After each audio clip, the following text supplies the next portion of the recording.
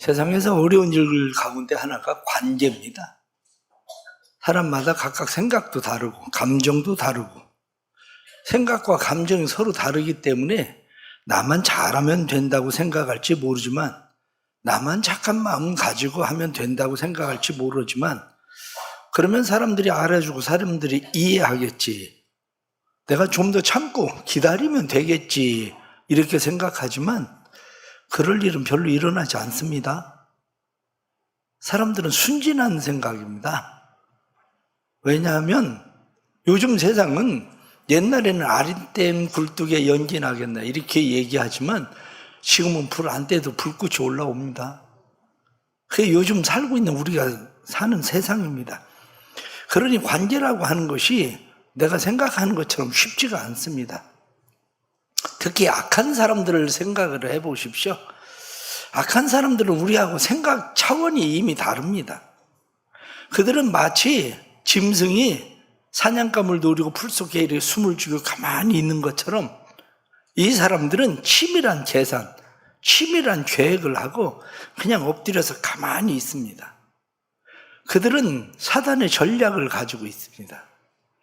사단의 전략을 가지고 있기 때문에 그들의 전략이 한번 말려들면 관계가 정말 엉망이 됩니다. 내가 미안하다고 말하면 뭐 그냥 되겠지 이렇게 생각합니다. 그런데 그렇게 하면 안 됩니다. 왜냐하면 내가 미안하다고 한번 말하면 되겠지 생각하지만 그걸로 시작입니다. 그 사람들은 내가 미안하다고 내가 잘못했다고 그러면 끝날 줄 알고 그렇게 얘기하면 네가 미안하다고 그랬잖아. 네가 잘못했다고 그랬잖아. 그러니까 네가 책임져. 이렇게 나오기 시작합니다. 그래서 이 사람들은 그게 끝나는 게 아니라 싸움의 새로운 시작이 되는 거죠. 이러한 일들. 그러니 거기 말려들면 내가 다 책임지고 다 변상해야 되는 일들 벌어집니다. 사람들은 그렇게 하는 것이 그냥 내가 신앙인으로서 해야 되는 일이라고 생각하는데 그렇지가 않습니다. 성경은 우리에게 말씀하기를 비둘기같이 순결하고 뱀같이 지혜로워라 이렇게 얘기하지 그렇게 순진하게 모든 거 그렇게 하면 된다 이렇게 말하지 않습니다. 왜 그런가? 그것은 그 사람들의 악한 꾀는 끊임없이 변화하거든요. 그래서 악한 꾀가 끊임없이 변화해서 그 사람들을 자기의 먹잇감으로 삼거든요. 사람이 세상 살면서 악한 사람의 꾀를 어떻게 당하겠습니까? 당하기 어렵습니다. 그런데 성경에 나오는 말씀은 악한 꾀를 이기는 방법은 있다고 분명히 말씀합니다. 야곱이 자기 형 에사하고 갈등의 관계가 심각해집니다. 이 갈등의 관계가 심각해지니까 외삼촌의 집으로 피난을 갑니다. 하란이라는 곳에 피난을 가서 거기 좀 잠깐 머물렀다 와야 되겠다. 형의 마음이 좀 풀어지면 돌아오면 되지 생각을 하고 하란으로 내려갔습니다. 그런데 하란으로 내려가서 외삼촌을 만났더니 외삼촌이 조카가 왔다고 얼마나 반갑게 맞이하는지 막 너무 반갑게 맞이하는 거예요. 그런데 외삼촌 라반이 어떤 사람인지는 전혀 모릅니다. 자기가 알고 있는 건 자기 엄마만 알고 있어요. 근데 자기 엄마만큼 라반도 그건 착한 사람인 줄 알았죠. 그런데 라반을 만났더니 정말 착한 사람인 것 같아요. 네가 우리 집에 와서 일을 하는데 어떻게 그냥 공짜로 일하겠냐. 그래도 너한테 품삯은 줘야지. 얼마나 고마운 일입니까? 와서 그냥 먹고 지내는 것만 해도 고마울 것 같은데 그렇게까지 얘기해 주니까 그러면서 그럼 품삯을 정하자. 이렇게 이야기하니까 야곱이 라반의 딸 가운데 두 번째 딸인 라헬이라고 하는 딸이 마음에 쏙 들었어요. 근데 그때 당시에는 결혼을 하려면 지참금을 내야 되거든요. 근데 가져온 지참금이 하나도 없어요. 그래서 삼촌한테 삼촌 딸을 저한테 주시면 제가 삼촌을 위해서 일하겠습니다. 몇 년쯤 일하면 좋겠습니까? 그랬더니 삼촌이 덥석 7년은 일하면 좋겠다. 그래가지고 7년을 일을 하게 된 거예요. 협상을 좀 밀고 당기고 했으면 한 5년쯤 해도 됐을지도 모르겠는데 아무튼 덥석 물어서 7년을 그곳에서 일을 하게 된 겁니다. 7년 일을 하고 첫날 밤을 지냈는데 이건 또 웬일입니까? 첫날 밤을 지내고 났는데 자기가 좋아하던 라헬이 들어온 게 아니라 첫 번째 딸인 레아가 들어온 거예요. 아니, 이런 황당한 일이 어디 있습니까? 뭐라고 얘기를 하니까 우리 동네에서는 원래 큰딸부터 시집 보내는 거다. 그러니까 큰딸이 시집을 먼저 가고 네가 좋아하는 라헬을 얻으려면 7년 동안 또 일을 해라. 그래서 그 바람에 14년 동안 노예 생활을 한 겁니다. 노예 생활을 그곳에서. 그리고 나서 이게 그 삼촌이 얼마나 뻔뻔한 사람인지 14년 부려먹었으면 그래도 조금 어느 정도 놔줄만 한데 6년 동안 그 외삼촌 밑에서 지냈는데 6년 동안 약속을 10번이나 바꿉니다. 야곱이 잘 되는 꼴을 못 봐요. 얼마나 시기가 많은지, 얼마나 욕심이 많은지, 그저 야곱이 잘 되는 재산 조금 불어난 것 같다 싶으면 약속도 바꾸고 계약도 바꾸고, 그것뿐만 아니라 저 도둑놈 아니야? 우리 집 그 도적질 하는 거 아니야? 이런 마음을 가지고 그를 노려봅니다. 그러니 이런 삼촌하고 14년을 산다고 20년을 산다고 생각을 해보세요. 어디 그게 호락호락한 일일지. 고생 한마디로 직사하게 하고 착취를 당하고 그러면서 20년을 사는 겁니다. 20년. 어려운 관계 속에서 사람들은 나만 잘하면 관계가 풀어지겠지 그렇게 생각합니다. 내가 착실하게 열심히 삼촌 위해서 일해주고 돈 벌어주고 그러면 삼촌이 그래 너도 좀 부자가 되면 좋겠다. 너도 좀 가져라. 아니면 14년 동안 좀 길은 거 아니야? 내가 조금 깎아줄게. 한 12년 정도만 할까? 이렇게라도 말할 것 같은데 한마디로 절대 그럴 인간은 아닙니다. 왜 그럴 인간이 아니냐면 야곱이 여기서 도저히 이제 이렇게 못 살겠다. 그래서 전부 다 꾸려가지고 자기 고향으로 돌아갔잖아요. 그러니까 야곱을 죽이고 그 재산 전부 다 뺏으려고 쫓아오잖아요. 악한 사람들은 원래 그렇습니다. 여러분들 서부 영화 안 봤습니까? 서부 영화 보면 악한 사람 살려주면 뒤로 돌아서면 총질하잖아. 왜냐? 그 사람들이 본성이 그래요. 생각 구조가 그래요. 그러니까 여러분들 막 내가 착하게 어떻게 잘해주면 저 사람들 뭐 변하겠지, 저 사람들 바뀌겠지, 그런 거 기대하지 말고 그냥 살아요. 그냥. 아니 그럼 우리한테 어떻게 하라는 거냐? 이렇게 생각할 수도 있습니다. 그런데 악한 자를 이기는 것은 내가 이기려면 악한 자보다 더 악해져야 이깁니다. 근데 우리가 악한 자보다 더 악해질 수는 없잖아요. 그러면 그것을 이길 수 있는 분은 하나님밖에 없다는 거예요. 약속을 10번이나 바꿔도 하나님께서 복 주시는 것은 라반이 어떻게 못한다는 거예요. 복 주시는 하나님을 이길 수는 없다는 거예요. 우리가 왜 하나님을 믿고 의지하고 하나님을 신뢰하고 살아갑니까? 하나님 믿고 의지하고 신뢰하고 살아가는 이유는 내가 못 당하니까 하나님이 이겨주시기를 바라고 하나님 믿고 의지하고 신뢰하고 살아가는 겁니다. 그런데 우리는 야곱과 같은 사람만 만나는 게 아니라 때로는 우리의 삶에 레아 같은 사람을 만납니다. 어쩌면 레아 같은 사람이 내가 레아 같은 사람일 수도 있어요. 야곱의 두 딸이 있는데 큰 딸은 레아, 작은 딸은 라헬. 그런데 성경에 나타난 말씀 보니까 큰 딸 레아는 알력이 한마디로 눈이 별로 좋지 않았다고 돼 있어요. 한마디로 시력이 약한 여자. 그것을 원어적으로 이야기하면 눈에 생기가 없었다 이렇게 돼 있어요. 눈에 생기가 없다는 얘기가 옛날 우리 말로 쉽게 얘기하면 좀 눈이 동태는 것 같아. 뭐 이런 거 아닙니까? 아니 눈이 어떻게 흐리멍텅한 것. 아니 사람이 좀 모질라나? 사람이 왜 저러지? 뭐 그런 거. 그러니까 레아는 그런 사람이었어요. 그런데 라헬은 아리답고 고운 사람이었어요. 그러니 이 지배하면서 두 사람이 자라면서 어떤 현상이 일어났겠습니까? 레아는 늘 비교의식을 당했어요. 거절감을 당했어요. 사람들이 둘을 늘 비교합니다. 그리고 한 사람은 늘 거절을 당해요. 그 얘기는 무슨 얘기냐면 마음에 상처가 많다는 거예요. 마음의 상처를 많이 받았지. 비교의식 때문에 상처받고 거절감 때문에 상처를 받고. 그런데 거기에다가 야곱이라는 사람이 오더니 7년 동안 노예처럼 생활을 하면서도 그래도 자기가 꼬리 좀 치면 그래도 한 번쯤 눈길을 줘야 될 것 같은데 일편단심 자기는 그냥 라헬밖에 없대.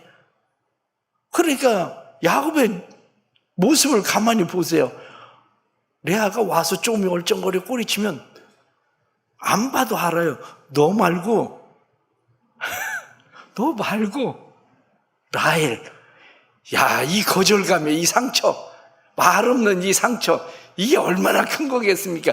늘 그 상처를 받고 지낸 거죠. 그런데 이것을 해결할 수 있는 방법은 없어요. 해결할 수 있는 방법이. 그런데 해결할 수 있는 방법이 생겼는데 그게 뭐냐면 첫날 밤에 아버지가 자기한테 이야기하길, 야, 네가 들어가라, 이렇게 얘기한 거예요.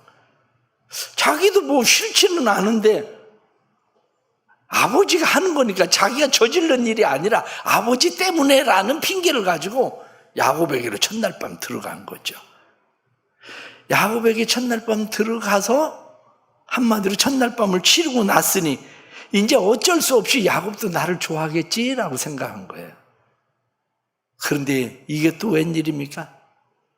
이제 어쩔 수 없이 내가 첫 부인이 됐으니까 나를 좋아하겠지 했는데 7년 동안 또 자기를 쳐다보지도 않아. 자기에 대해서. 이런 아픔을 가지고 산다는 게, 그 상처를 오늘 성경 말씀은 뭐라고 표현을 하느냐면 남편에게서부터 받지 못한 그 상처를 어떤 보상을 통해서 얻으려고 하죠. 그래서 첫 번째 아들을 낳았는데 루벤, 보라 아들이다. 보라, 내가 당신 아들을 낳았다. 하나님이 내 괴로움을 들으시고 내게 아들을 주셨다. 보라 아들이다. 그리고 아들 하나 안겨주면 이제 나를 좀 바라보겠지 생각을 한 거예요. 그런데도 야곱이 얼마나 요지부동인지 별로 자기에게 관심을 갖지 않습니다. 그러니 그 다음에 하나님 앞에 얼마나 열심히 기도했겠어요. 하나님 앞에, 하나님 제발 남편이 나한테 좀 관심 줘가지고 나 좀 사랑 좀 하게 해주세요. 그리고 기도했더니 두 번째 아들이 생긴 거예요. 그래서 시므온, 들으심, 하나님이 내 기도를 들으셨다. 그래서 시므온이라고 이름을 지은 거예요. 그런데 또 자기에게 별 관심이 없어. 애를 낳아줘도. 그 다음 세 번째는 또 아이를 낳게 되었는데 연합, 하나님께서 이제는 남편과 내가 연합되게 해주실 거다, 이렇게 생각을 하고 레위, 이렇게 이름을 짓게 되죠. 얼마나 기도를 열심히 했겠습니까? 왜냐하면 이름이 다 그렇잖아요. 여호와께서 내 괴로움을 보셨다. 여호와께서 내 기도를 들으셨다. 여호와께서 남편과 연합하게 하리라. 다 그게 뭐냐면 하나님께서 이제는 내 기도를 응답해 주실 거다. 그런데 기도가 응답됐습니까? 기도가 응답이 안 돼요. 이 레아의 모습 속에서 우리의 모습이 보입니다. 때로는 어떤 사람은 남편으로부터의 사랑을 갈구하고, 때로는 어떤 사람은 부모에게 그 사랑을 갈구하고, 그것을 어떤 보상으로 채워보려고 그저 집에서 죽으라고 일을 하고, 때로는 자녀들을 통해서 그 보상을 해보려고 하고, 때로는 그냥 직장 생활을 하면서 돈 벌어다가 그냥 복부인을 해서라도 남편을 막 돈 많이 주면 나한테 관심을 갖겠지 그랬더니 그 돈 가지고 또 바람피고. 아니 이거 뭐 도대체 어떻게 해볼 방법이 없어. 해볼 방법이. 그래서 이야기하기를 조건적 사랑은 밑 빠진 독에 물 붓기다. 내가 조건을 가지고 그냥 계속 채우려고 해봐도 밑 빠진 독에 물 붓기처럼 그건 그렇게 해서 될 일이 아니라는 겁니다. 그럼 우리가 할 수 있는 일이 뭡니까? 할 수 있는 일이. 여러분들의 삶은 지금 평안합니까? 여러분들의 가정은 평안합니까? 아니면 직장 생활은 편안하십니까? 교회는 어떻습니까? 여러분들의 이웃과의 관계는 어떻습니까? 그래서 종종 우리는 후회합니다. 이 결혼이 잘못된 건가? 첫 단추를 잘못 끼웠나? 이런 생각도 들어가고요. 또 어떤 때는 이 직장이 아닌가? 다른 직장으로 옮겨봐야 되나? 끊임없이 고민을 하게 되고, 이 사람이 아닌가? 내가 선택을 잘못했나?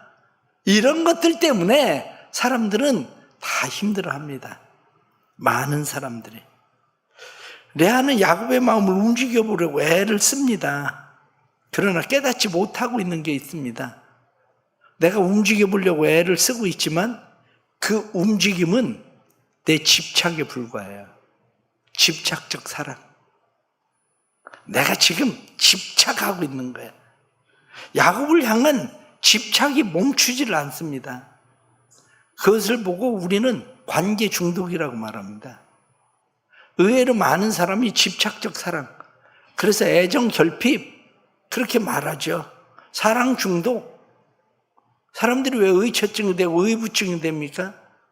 이게 바로 이런 것 때문에 그래요. 왜 사람이 스토커가 됩니까? 자기는 사랑해서 그런다고 하지만 그게 집착적 사랑이에요. 이러한 현상들이 관계 중독에서 일어나는 일들입니다.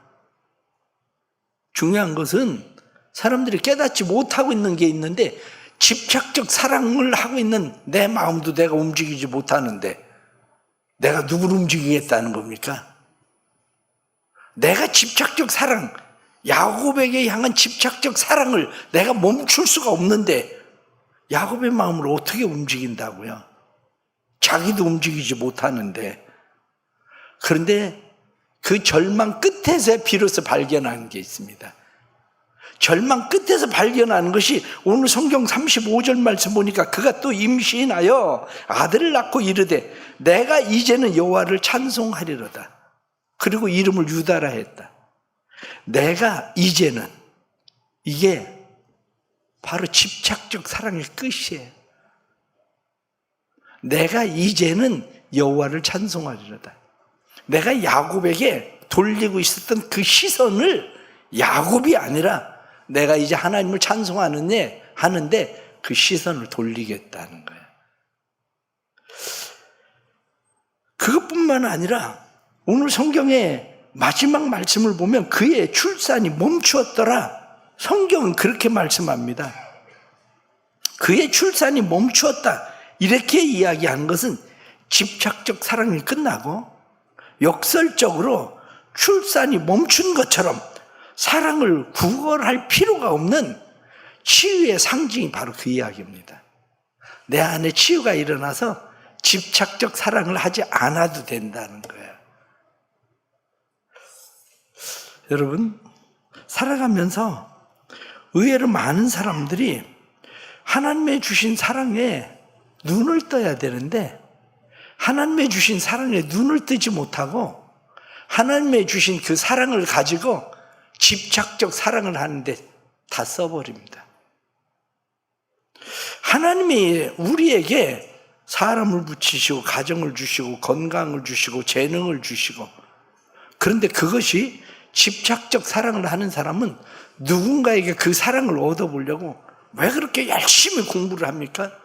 부모로부터 그 사랑을 얻어보려고, 인정받아보려고, 눈을 시선을 내게 끌어보려고, 직장에서 밤낮으로 막 일을 하는 일 중독에 빠진 사람처럼 일을 하는 이유도 그런 거예요. 하나님이 내게 주신 루벤, 시몬, 레위와 같은 선물들이 있는데 이 선물을 어디에다가 다 써버리냐면 집착적 사랑, 그것을 얻기 위해서 다 거기에다 쓰는 거죠. 가정이도 거기에다 다 쏟아버리고 남편도 아내도 거기다 다 쏟아버리고 우리에게 주어진 사랑을, 하나님의 주신 은혜를 거기다 다 쏟아 부어 우리의 삶이 그렇게 어리석은 삶을 살아가는 사람들이 의외로 많습니다. 그러나 이제는 하나님을 찬송하겠다. 그리고 하나님을 찬송하는 삶, 하나님에게 시선을 돌리는 삶, 그게 우리에게 필요한 거죠. 답은 다른 데 있지 않습니다. 답은 시선을 하나님에게 돌리고 하나님을 찬송하는 데 답이 있어요. 내 집착적 사랑을 멈추려면 하나님을 찬송해야 돼요. 유다 이렇게 말하는 것처럼 하나님을 찬송하는 삶. 그런데 이 하나님을 찬송하는 삶으로 돌아서면 변하는 일이 생깁니다. 성숙한 관계로 가면 변하는 일이 생기는데 그 일이 뭐냐면 내가 붙잡으려고 하면 내 손에 들어오지 않는데 내가 놓았다고 생각을 하는데 내 손 안으로 들어오는 거예요. 우리가 야곱의 생애의 마지막을 한번 생각해 보십시오. 야곱의 생애의 마지막을 생각해 보면 야곱이 요셉에게서 죽습니다. 요셉에게서 죽으면 요셉이 야곱을 어디 묻어야 될 것 같습니까? 자기 어머니인 라헬의 무덤에 묻어야 되는 거예요. 그런데 야곱은 라헬의 무덤으로 가는 게 아니라 레아의 무덤으로 갑니다. 결국에는 우리의 삶이라고 하는 것이 기가 막힌 반전이 그렇게 일어나요. 내 집착적 사랑을 놓으니까. 레이는 어떤 사람입니까? 이스라엘 제사장의 지파예요. 하나님께서 레위 지파를 통해서 이스라엘의 제사장을 삼아요. 유다는 어떤 사람입니까? 남편의 사랑을 받지 못한 그러한 것 같은데 오히려 남편의 사랑 대신에 유다를 하나님께서 이후에 메시아가 오게 하시는 그의 손에 호를 들려주시는 은혜가 생기는 거죠. 그렇다면 오늘 주시는 이런 말씀들을 보면서 관계 매듭 풀기, 어떻게 해야 우리의 매듭을 바르게 풀 수 있을까 하는 겁니다.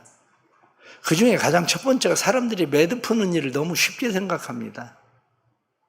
매듭 푸는 일을 너무 쉽게 생각하는 것이 종종 사람들은 아니 내가 풀려고 하는데 저 사람이 안 해.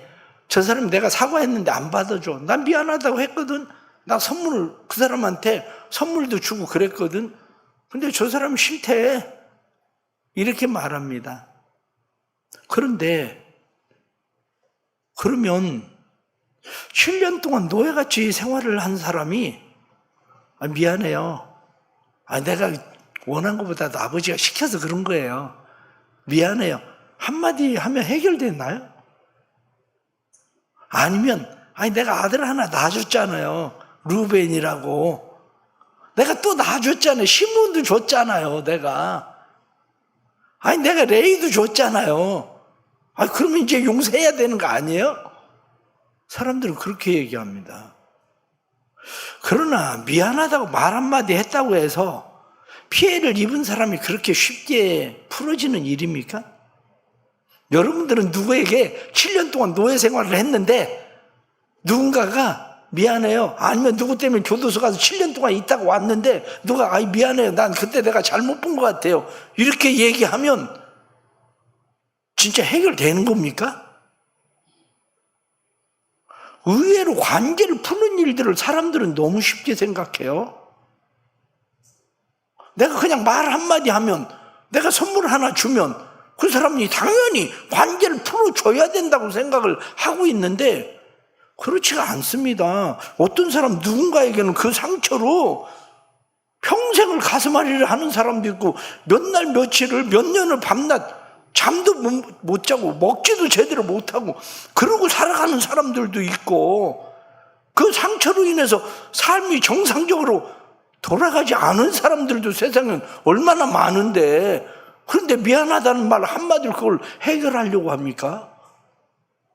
아니면 그것을 어떻게 내가 선물 하나 줬다고 해서 그게 해결될 거라고 생각을 합니까? 세상 말로 도둑놈 심보 아닙니까 그거? 응? 그런데 근데 늘 얘기하는 게 뭡니까? 아니, 내가 미안하다고 했어. 미안하다고 했는데 책임은 다 누구에게 있다는 거예요? 저 야곱에게 있어. 저 야곱이 안 받아주는 걸 내가 어떻게 하겠어? 내가 하나님한테 그렇게 기도했는데 아니, 저 야곱이 안 받아주는 걸 내가 어떻게 하겠어? 사람들은 그런 식으로 생각합니다. 그런데 그렇지가 않습니다. 내가 사과하고 내가 용서를 구했다고 해도 인간은 그렇게 쉽게 망각하는 망각의 동물이 아닙니다. 우리의 가슴에 새겨진 상처들, 그게 뼛속 깊이 새겨진 그 상처들은 그렇게 쉽게 해결되지 않습니다. 그런데 우리는 그 일들을 내가 할 일 다 한 것처럼 너무 쉽게 생각하는 거죠. 그렇다면 매듭을 바로 풀려면 집착하지 마십시오. 그 사람이 그러니까 내가 어쩌겠어 이런 식으로 살으란 얘기는 아닙니다. 그러나 그 사람의 마음의 상처를 우리가 이해할 수 있어야 됩니다. 요즘 상담 나오는 사람 가운데 이호선 교수 나와가지고 막 시원시원하게 상담한다고 사람들 얘기하고 막 어떤 사람 쪽집게처럼 얘기하고 너무 통쾌하다고 막 그런 얘기 하더라고요. 댓글에 보면. 근데 그런 사람하고 살아보셨습니까? 그런 사람 살면 속이 시원할 것 같죠? 내가 살아보진 않아서 잘 모르겠는데 별로 속 시원하지 않을 겁니다. 왜냐하면 제가 조금은 알거든요. 그 사람을 아는 게 아니라 그 사람 같은 사람을. 내가 집사람하고 이야기를 하면 난 항상 객관적으로 얘기합니다. 객관적으로. 그러면 말한 사람은 몰라서 그 얘기를 한 건가요? 말한 사람은 몰라서 그 얘기 한 거 아닙니다. 그런데 내가 객관적으로 대답하면 저 인간 더 이상 말을 못해. 그런데 저 인간 더 이상 말을 못해. 상담 나오는 사람 가운데 한 주일 동안 두세 마디 말하고 말 안 하는 남편이 있더라고요. 그 남편한테 물어보니까 자기 아내 사랑한대요. 아내 사랑하는데 왜 말을 안 하냐? 그랬더니 그 사람은 말을 할 수가 없대요. 왜냐? 아무렇지도 않게 그냥 툭툭 내뱉어서 말을 하면 상처를 받는데 어떻게 계속 얘기를 하겠어요? 마찬가지예요. 내가 그만큼 오랫동안 상처를 줬는데 그 사람이 나한테 말 한마디 뱉은 거 가지고 내가 상처받은 것처럼 너무 그럴 거 없어요. 오래 상처 줬잖아. 7년 동안이나 노예 생활처럼 상처를 줬잖아. 그러면 내가 7년은 못 기다려도 그런 마음은 가지고 있어야지. 그런데 내가 기도했으니까 하나님이 금방 응답할 것처럼 루벤이라고 이름 지으면 응답되는 겁니까? 그거 아니거든요. 다만 집착하지 말고 누리십시오. 루벤을 가지고 남편에게 집착하는 게 아니라 하나님이 내 괴로움을 보신다. 그 마음이어야 돼요. 시므온을 보고 그래도 여전히 하나님은 내 기도를 들으신다. 그런 마음이어야 돼요. 레위를 보면서 하나님은 여전히 그래도 나와 함께한다. 나와 연합하시는 하나님이시다. 나를 떠나지 않고 하나님은 나를 살피신다. 때로는 내 남편이 나를 그렇게 쳐다보지 않고 나를 살피지 않아도 하나님은 여전히 나와 함께 계시다. 이걸 누릴 수 있는 그런 마음이 필요합니다. 그것뿐만 아니라 하나님께 더 가까이 가십시오. 하나님에게 더 가까이 가는 것은 내가 손을 놓아야 됩니다. 집착하지 말고 하나님의 선물의 누림, 내가 이젠 여호와를 찬송하리로다. 그리고 유다라고 이름을 짓고 이제는 하나님을 찬송하기 시작한 것처럼 그렇게 누림. 비록 관계는 불편해도 불편한 관계 속에서도 누림. 가정의 부부간의 관계가 좀 불편해도 불편한 관계 속에서 누림을 살 줄 알아야 됩니다. 그 누림을 살 줄 모르면 항상 눈치만 보고 살아야 돼요. 하나님께서 주신 누리라고 주신 루벤도 있고 시므온도 있고 레위도 있고 유다도 있고 사람뿐만 아니라 환경도 있고 얼마나 많은 것을 주셨습니까? 그러면 누려야지. 누림입니다. 누림을 바르게 하려면 중요한 게 있습니다. 우리의 목적이 잘못되어 있는 사람들이 많습니다. 왜냐하면 사람들은 그 목적을 행복이라고 생각해요. 행복. 네가 행복하면 나도 행복해. 이런 거거든요. 그런데 행복을 목표로 하면 누구도 행복해지지 않습니다. 상대방은 행복한데 나는 행복하지 않아요. 내가 행복하면 나와 다른 상대방은 행복하지 않아요. 그러면 행복이 아니라 거룩이어야 돼요. 거룩. 우리의 목표가 거룩으로 가는 거. 거룩을 위한 관계. 사람들은 행복한 관계를 자꾸 꿈꾸지만 그리스도인들이 살아가야 되는 것은 행복한 관계가 아니라 거룩한 관계입니다. 어떻게 하면 좀 더 나은 거룩한 관계로 갈까? 이 갈등을 통해서 하나님은 나를 어떻게 성숙시키고 이 갈등의 관계를 통해서 하나님은 나를 어떻게 하나님의 백성으로 빚어가시는지 그것을 배우는 겁니다. 그래서 더 거룩해지는 삶으로 나아가는 거예요. 우리 하나님께서 사랑하는 성도들에게 이런 은혜 주시길 바랍니다. 시선을 하나님께로 돌리고 하나님을 예배하는 자 되십시오. 그것뿐만이 아니라 행복이 아니라 거룩한 관계를 추구하십시오. 그리고 인내하고 기다리십시오. 인내하고 기다리면 하나님과 화목하며 원수와도 화목하게 하시느니라 성경이 말씀한 것처럼 하나님이 하시는 일들을 보게 됩니다. 하나님이 하시는 일을. 오늘날 많은 사람들이 관계를 불편해합니다. 가정에서도 관계를 불편해합니다. 그래서 가정에만 들어가면 늘 힘들고 어려운 그 관계 속에서 지쳐 살아가는 사람들이 많습니다. 그러나 그렇게 생각하지 않아도 됩니다. 그 안에 이미 하나님이 주신 은혜 선물들은 많습니다. 은혜 선물들을 누리십시오. 그러면 하나님께서 우리를 통해서 거룩한 관계로 만들어 가실 겁니다.